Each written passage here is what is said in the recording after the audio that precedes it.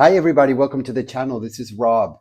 Today we're going to be reviewing the Odyssean Tarot. If you have been thinking about getting this deck, if you have been thinking about exchanging a deck for this deck, or if you have been thinking about somehow acquiring this deck, today I'm going to answer all of your questions about it. I'm going to tell you all about it. I'm going to tell you how it works. I'm going to tell you what I like about it.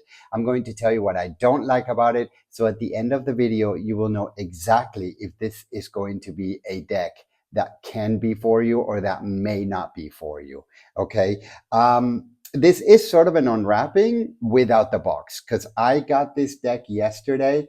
I already opened the box. I don't know if you guys have seen one of my other videos, you guys, but I don't, or some of my other videos. I usually don't do unwrappings. And the other day I tried doing an unwrapping and it just became a mess. So I decided not to do it for now. Maybe I'll take it on another time, but for now, I'm not going to do unwrappings. I'm going to sort of do the unwrapping by myself so I can sort of connect with the deck and see what the deck is all about instead of doing it live because it just didn't work out. So if you look through my channel and you want to laugh a little bit, then take a look at that video. But by the end of this video, you guys, you're going to know if this is going to be a deck for you or not. So let's get started. Let me show you all around. The Odyssean Tarot.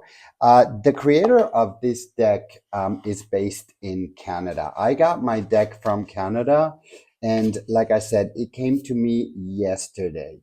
And Chris Leach, August 2023, I believe, is when this deck was first launched. And um, this is a very special deck. You know, I wasn't really sure, should I get it, should I not get it? But I was so attracted by the drawings. And I do like Greek mythology very much. So I thought, you know what? This may be a deck that I can enjoy. And like I said, I've only had it for a day, and so far I have enjoyed it very, very, very much. And so I'm going to show you, of course, the cards. We'll get into all of that, but I'm going to tell you a little bit about the deck. And so what we're going to do this time, we're going to do a flip through together. Usually I do my flip throughs and I play some music and then you can look at that at your own pace. But today, since it is kind of an unwrapping, and it is a brand new deck for me, I want to do the flip through together with you guys. So I'm going to read a little bit about the deck for you so that you sort of have an idea of what this deck is all about. And so the deck comes with the cards, of course, those are the cards. And it comes with this really thick book, you guys. This is a big book, as you can see here. And this book is pretty complete. It has 256 pages, and it is pretty complete, I have to say. So what I'm going to do here is I'm going to pause at some of the pages so you can pause your device and you can read those because this is too long for me to read. So this is the preface, and of course the book is an introduction, the arcanas, suit of flame, suit of wave, suit of wand, suit of stone, and the aristocana. And I'm going to tell you guys what those are because those sound a little bit weird. It is sort of like, it is based on the RWS, but it is all about Greek mythology. So the names are different. The images are different on the cards. They all have their own story, but at the end of the day, a lot of the cards for that, what I have seen so far, they kind of mean the same thing as the RWS cards, except the cards here on this particular deck, they have their own story, and it's just really, really nice to be able to read the story of every card and to see what the creator intended for this deck to be all about. Here's the Odyssean Tarot, an introduction. So go ahead and pause that if you like. I'm going to keep going here. This is the other part of it, the orthopraxy over orthodoxy. You can pause there and read that. How to read what isn't written. You can pause that as well and read that if you're interested. And the arcanos, which is the major arcana. And then he goes into the meanings of the cards.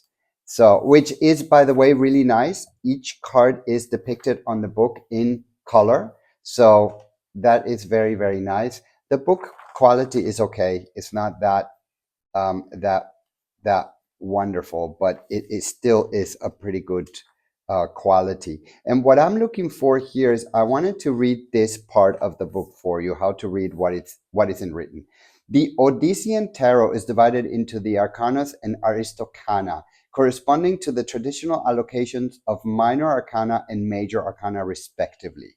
Arcanos was coined by amalgamating the words arcana and koinos, the latter word being Greek for common and cognate with koinonia, the Christian notion of pneumonious communion. Aristocana is an amalgamation of arcana and aristo, the Greek word meaning foremost or best. And this is really important because this is how the deck is broken into. The names of the suits correspond to their traditional elemental allocations, namely flame for wands, wave for cups, or wands fire, cups water, wind for swords, air, stone for pentacles, earth. Each suit of the arcanas is framed by an opposite color, namely red for flame, blue for wave, black for wind, yellow for stone. The cards of the Aristocana are framed in white with a green meander border. So let me show you what the cards are. So we're going to talk a little bit about the cards and the quality and all of that, and then we'll do the flip through, and then I'll show you what these cards. We'll go through all of the suits for the cards. So that's pretty much the book, and the book goes on and on and on. It's a very long book, and we'll go a little bit. We'll go over some of the meanings of the cards. I forgot to show you the box, you guys. So this is the box. I love this picture here. I think it's so cool.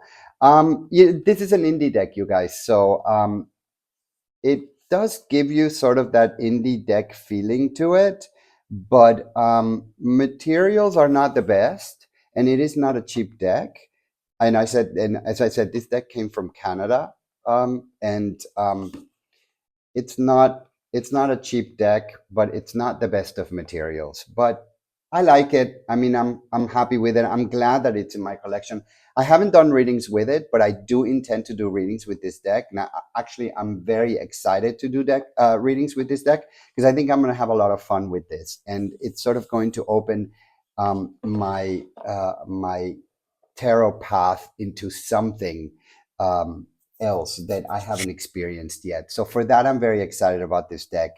And by the way, if you guys are interested in this deck, I got it through Etsy. Not through Etsy, sorry. I got it through the creator himself. And this is Welkin.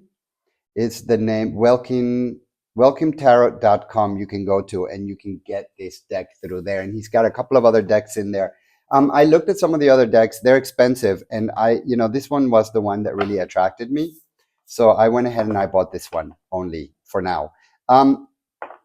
These are the cards. They're larger than your usual card. I'm going to take one of my other cards here to just kind of show you a regular size or semi-regular size looks like. This is a little bit of a larger card. This is from the Golden Tarot. But if you see here, still, this is a large card. So considering that this one is already pretty large. So they are large cards. So if you don't like large cards, then this might be a problem for you. The paper stock quality is very mediocre. Sorry, you guys, this is very mediocre. This is not such a special. This is not such a special paper.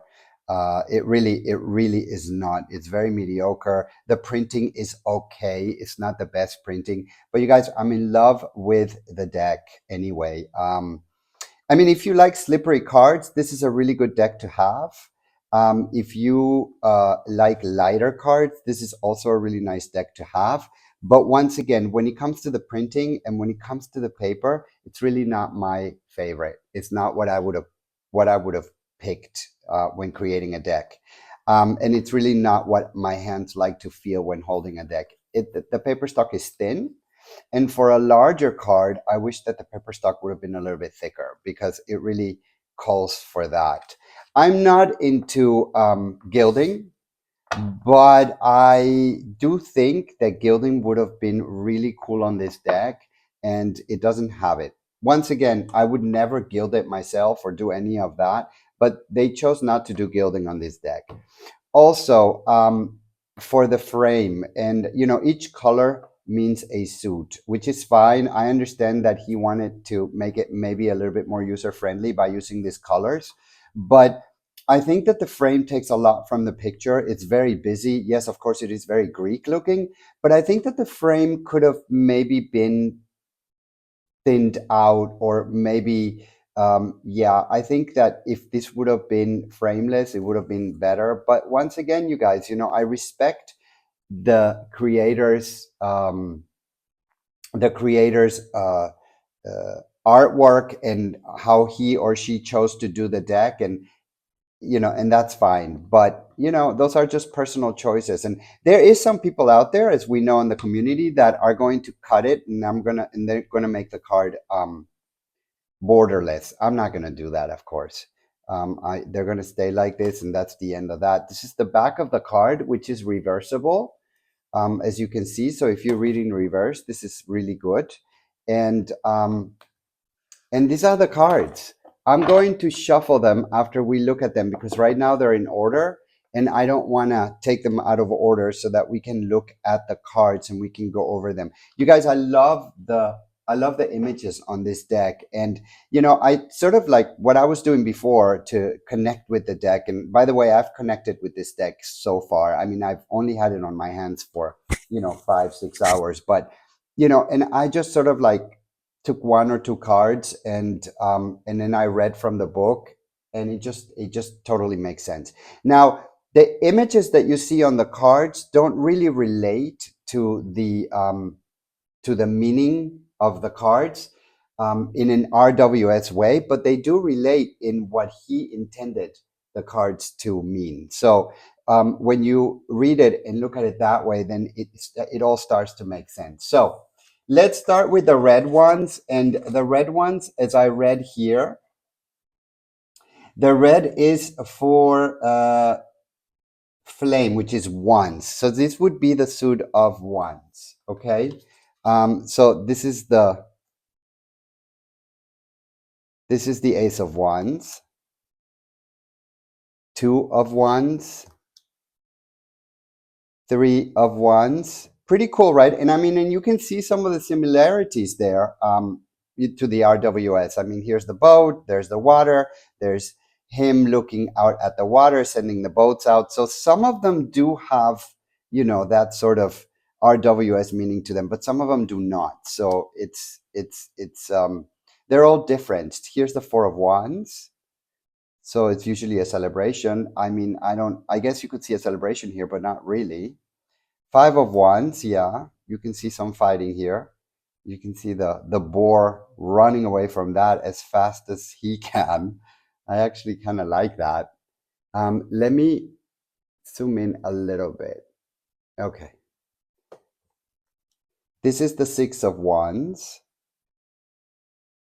Yeah, it's the Trojan horse, right? This the seven of wands.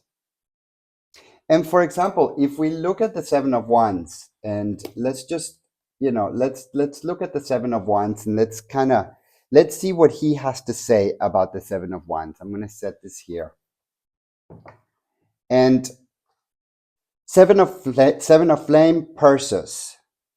Use what you have, the myth. It gives you the myth, okay, which you can read here. I'm going to sort of leave that here so you can pause it, because it goes on a bit, and then it continues here, as you can see. This book is big, so it doesn't go all the way into my camera, but it has the meaning. So it gives you the meaning here as well. it goes on with the meaning. So you see, it really goes into detail about what the card means and what he intended that card to be. And then here it gives you the meaning of the card: standing up for oneself, defending one's corner, which is this one, right? Defending one's corner, protecting one's dignity, righting wrongs, opposing repression, freeing the subconscious, asserting oneself, divine law over man's law, staking your claim. And if you read it in reverse, reviving up, feeling overwhelmed, letting fears overtake you, not believing in yourself, trying to attack something head on, not listening to sage advice, not protecting the weak and abused, cowardliness, selfishness. So that's what it means in reverse, and that kind of gives you an idea of what the meanings of the cards are, right? So you got all this that was behind that, the myth, and then it gives you the well, the meaning of the card, but this is the summed up meaning. So you have like a really long explanation of what this meaning of the card is, and then it goes on to the next card. So that's pretty much basically how that book reads, and we'll do a couple of others as we go along. But let's continue with looking at these cards because they are absolutely beautiful, you guys. And so um, let's do that. Number 7, which is the 7 of Wands, 8 of Wands, which is um, this flying horse here. It just looks absolutely beautiful, right? I love it. The 9 of Wands, the 10 of Wands, the 11 of Wands, which they have no court cards, so that's what it is. The 11 of Wands, the 12 of Wands, and the 13 of Wands, the 14 of Wands. And if you see, guys, if we go back to the printing of the cards, the printing is really not the best. So, I wish I wish they would have put a little bit more money into the deck because it is truly beautiful. And I mean, am I glad this is in my collection? Yes, I'm glad this is in my collection. But if I would have probably touched this deck before I paid for it, I probably wouldn't have bought it. So, and I'm being just terribly honest about that. As much as I love everything else about it, and as much as I love wanting to read with it and wanting to work with it, the paper quality and the printing is just not there. And if you know me, if you know anything about me and my videos, you know that those two things are so important to me. And, I'm just picky that way, you guys, and I have a lot of decks on my collection that I am starting to give away because when I first started my journey through tarot, I was just kind of like starving for decks and I just got so many and whatever I could find. And then now I'm at that point where it's time for me to give some decks away and just keep decks that I really, really do love. And so, once in a while, I'll buy a deck that I just want to review so bad, and then I'll get it because I'm not sponsored by anybody. I don't get sent free decks or anything like that. Everything that you see here on my channel are decks that I bought and that are decks that I review based on my own experience with that deck. So this is one of those, you guys. And so let's move on. This is the 14 of Wands. And then we move into the suit of water, and which is the cups. So this is the Ace of Cups, the 2 of Cups, the 3 of Cups. That is very RWS, right? The 4 of Cups, the 5 of Cups. Yeah, that is also very, very RWS. And you can read about this. You can read about this character. He even has a name for them and he has a story for this character. So that's kind of cool, and it's interesting. This is the 6 of Cups, which I don't really see much of the RWS in there, and that's what I'm saying. 7 of Cups, there's a lot of angry animals there. So we would have to read the book to know exactly what he means by this. And I can read a little bit of it. It says, be far-sighted. It's Proteus is what he calls this character. And if we read the upside upright meaning, it says visions, imagination, intuition, memories, acceptance, dreams, emotion, maturity, staying with a feeling, being spiritually nimble, insight, soul searching, allowing the divine to happen. Actually, I now see how this relates to the Seven of Cups, because there's all these choices there, right? And one has to be careful what they pick. So yeah, I kind of didn't see it before, but now that I'm looking at it, I totally see it. And so, yeah, this does remind me of the RWS, and you actually get a full figure here instead of just somebody looking away from the card and into all of these cups. So I like this. This I think is really cool. And this is what I'm saying, you guys. Although the paper is not good, although the printing is also not very good, it just feels more like a mass produced deck than an indie deck, to me, because it really feels like that. I am fascinated by the stories. I am fascinated by the drawings and or the images, and so I'm happy that I have it, but then at the same time I'm just disappointed with the quality. And I see it.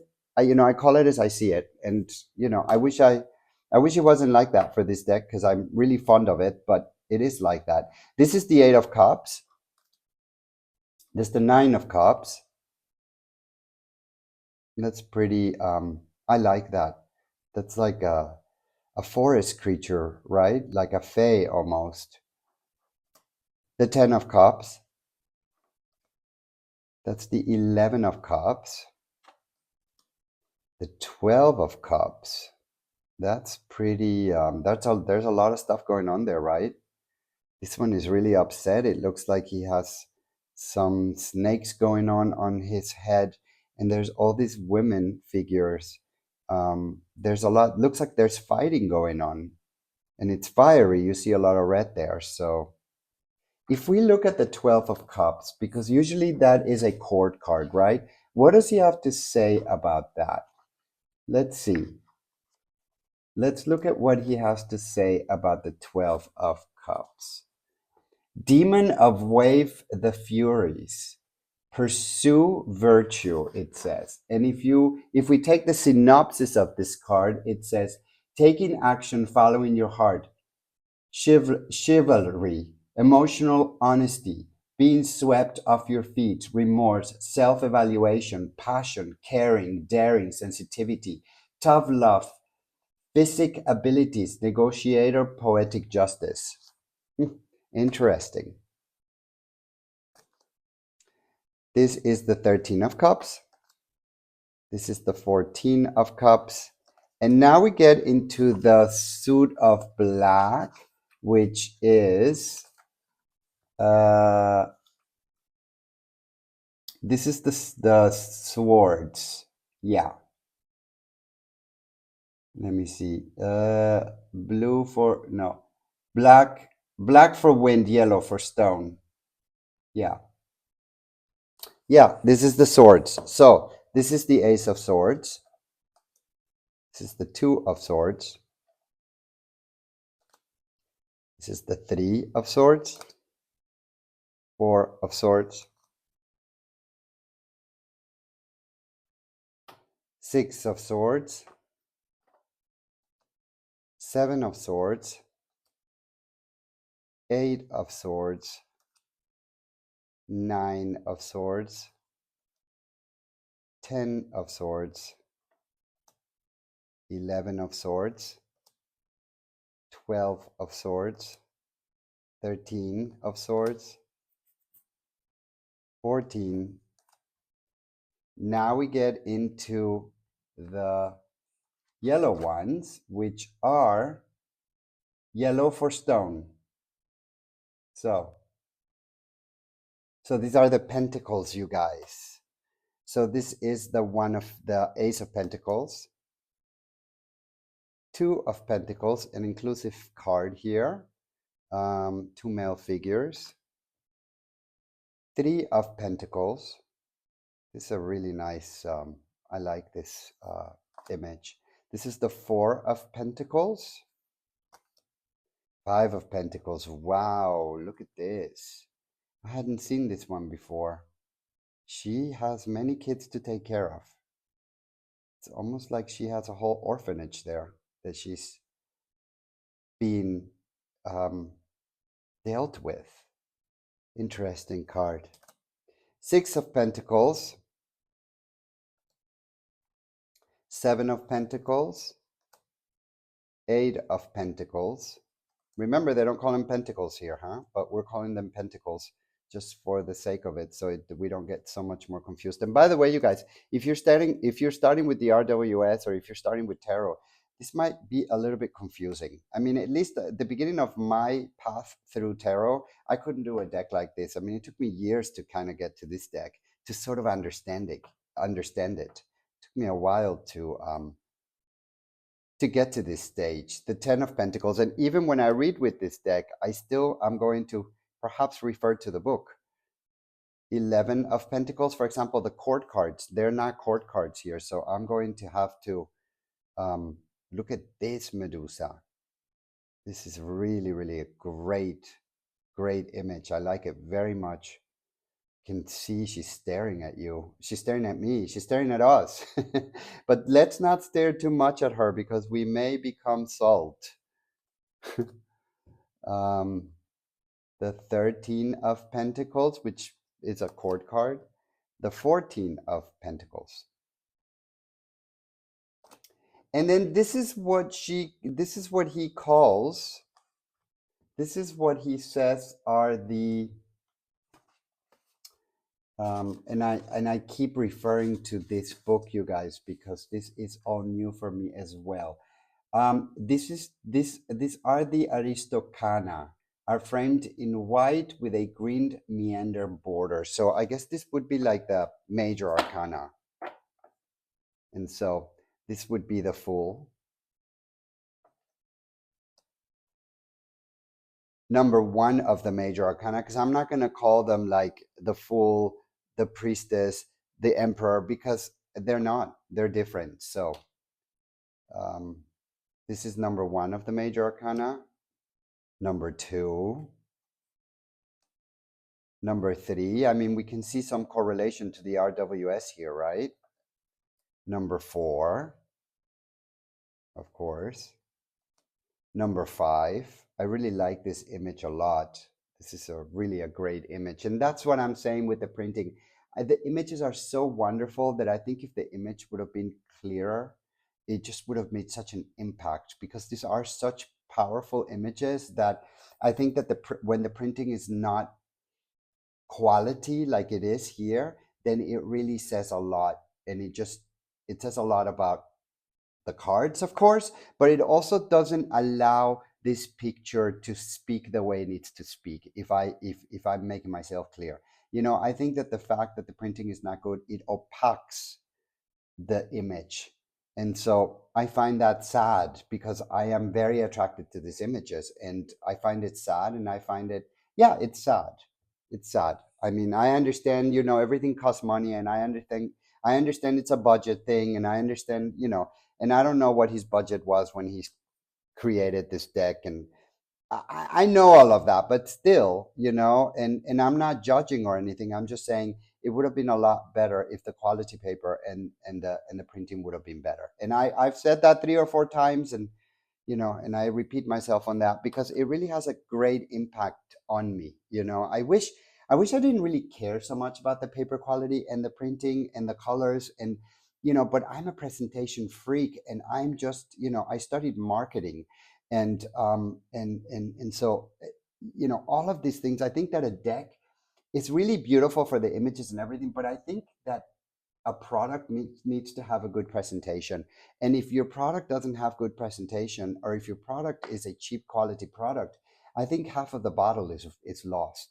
And so, especially when you're presented with an expensive item like this, and this was an expensive item, so Oh, and you guys, it's not like other reviews of mine where I just was totally disappointed and said don't buy it. No, I'm not going to say that with this deck because I really like the images and I'm going to enjoy it very much.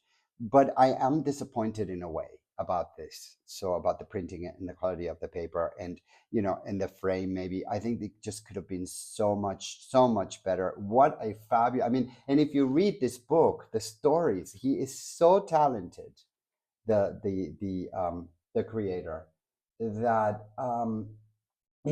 I just, the only word I can find is sad. So sad but yet beautiful. Here's the 9, the major arcana, number 10, number 11, number 12, the Hanged Man, except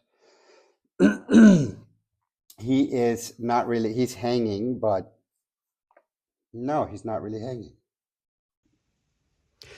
Everybody, I wanted to interrupt the flip through to show you how this deck actually shuffles, because it shuffles pretty good. Even though the paper is not my favorite, I do have to give it for shuffling, except for the fact that the cards slide a bit. And that is, of course, a negative for me because they do slide all over the place. So it's kind of hard to shuffle them.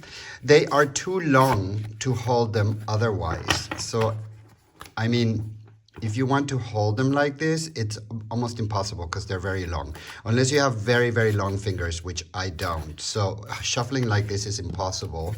I'm going to have to shuffle this way, which is fine. I have other decks that I need to shuffle this way, so that's not a problem. And when it comes to actually a fan situation, you can already know that, right? That this deck just is heavenly when it comes to fan situation because of the paper stock, you guys. When the paper stock is like this, it just slides very well. Fan situation works really, really good. And that's what I can say about that.